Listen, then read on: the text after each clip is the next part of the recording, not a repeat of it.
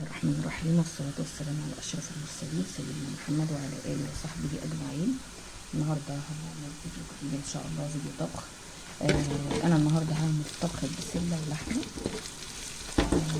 دي البصلة خلاص أنا بتحمر خلاص. تمام، دي بصلة كبيرة مبشورة، وهنزل عليهم بالبسلة.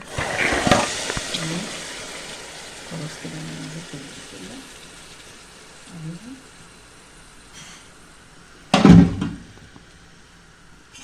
وهقلبهم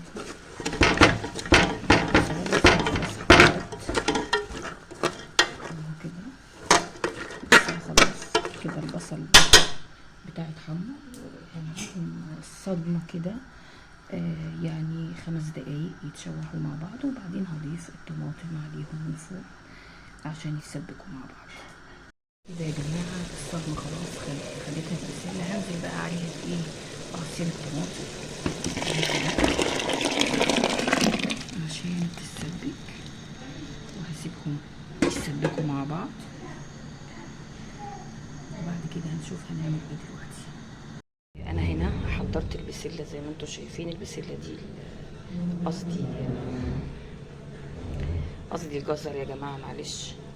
الجزر بتاع البسلة حضرته وهضيفه دلوقتي للبسلة. يا جماعة البسلة طبعا خلاص هي قربت تستوي، والجزر هضيفه على البسلة اللي قطعته طبعا. كده خلاص انا خلصت الطبخة بتاعتي. هسيبها بقى تكمل سوا، وبعدين نشوف اللحمة دلوقتي. شايفين اللحمة شكلها ايه، والشوربة ما شاء الله الله اكبر. الشوربة دسمة يا جماعة.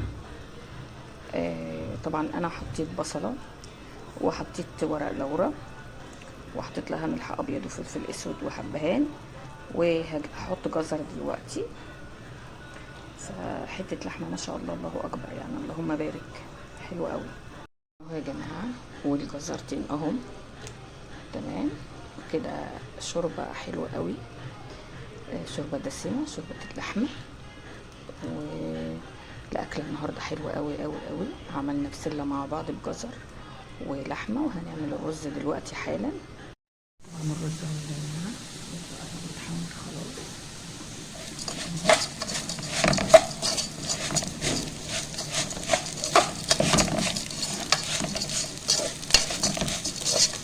كده عملنا النهاردة اللحمة، عملنا البسلة، عملنا